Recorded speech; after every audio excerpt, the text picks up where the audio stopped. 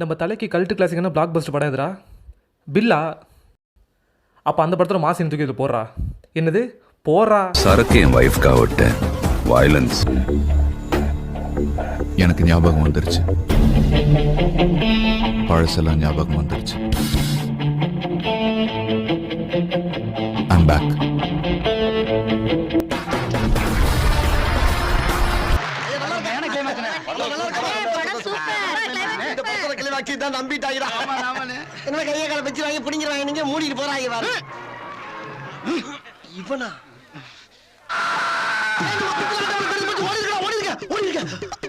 ரொம்ப வருஷம் கழிச்சு தலைக்கு ஒரு தரமான படம் வந்திருக்கு அப்படின்னு நம்பி போய் பார்த்தேன்.